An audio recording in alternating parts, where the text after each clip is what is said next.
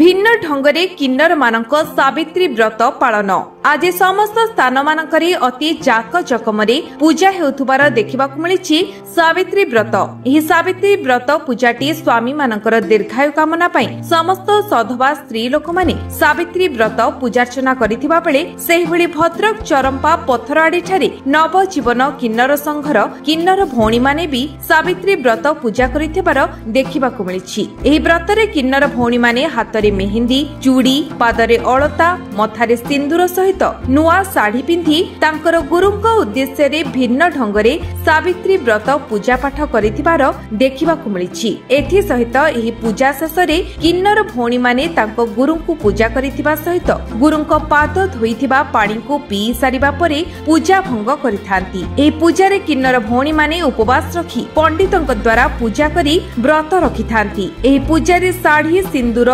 शंखा अलता पूजा करिथांती। एही पूजारे विभिन्न प्रकारर फल मूल भोग करिथिबार देखिबाकु मिलिछि। सर्वप्रथम सावित्री उपलक्ष्य सब माँ भौणी माननकु आम नवजीवन किन्नर संघ तरफ अशेष अशेष धन्यवाद आउ शुभकामना। निहाती भाव देखो गोटे स्त्री जमी स्वामी सावित्री व्रत करते दीर्घ कामना करिक आमर किन्नर मानकर टी परंपरा अलग जिते आम घर द्वार सब किसी छाड़ी आसी था आमर जी गुरु अच्छा सी होती आमर स्वामी आमर बापा माँ सबकि आम सबू स्त्री जमी गोटे लेडीज स्वप्न थाए कि मो मथार सिंदूर भर हम मुझे शंका सिंदूर पिंधि केमी सजे हेबी सदाबा बेसर सजे हेबी सेमती किन्नर मानकर गोटे मन थाए इच्छा थाए गोटे केमी सदाबा बेसर सजे हेब से आम परंपरा अच्छी आमर गोटे पूजा हुए पूजा हला पर आमर जे गुरु अच्छा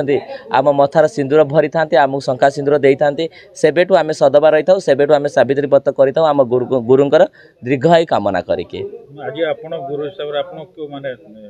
निहाती भाव में मत खुशी लगुच मो गुरु तो भुवनेश्वर अच्छा किंतु मुझे अच्छी भद्रक मोर जो शिष्य मैंने अच्छा मत पूजा कले बहुत आनंद लगुच भद्रकवासी भल पाइबा देखी मोर पिला मानकर भल पाइबा देखी एत कम बयस मुझे भी गोटे गुरु हो पारी निजर कर्म बल निजर पिला मानकर भल पाइबारे बहुत खुशी बहुत आनंद अच्छी।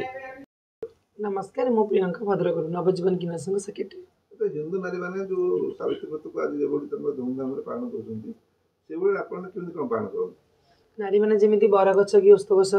कि आमर शिलपथ हो पूजा करती और निज स्वामी को दीर्घ कामना पाई आम सेमती मुर्गी माता को बसई आम इष्ट देवता को बसई आम सेमती आम गुरु को स्वामी बोली भावी आम गुरु को दीर्घ कामना पाई ये व्रत रखी था और निजक सौभाग्यवती मन कर दिन सारा आम जलस्पर्श करन था जिते गुरु को पूजा सारी कर सारापर गुरु को पाद धोआ पानी पी सारा पर आम पानी स्पर्श करता। हिंदू नारी मान तुम्हारा संदेश कौन? हिंदू नारी मान जमी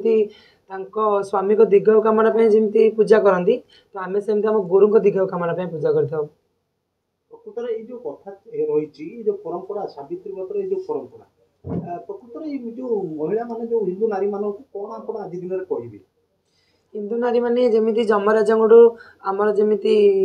सावित्री जमी सत्यवान को फेरई आनी आम भी सेमती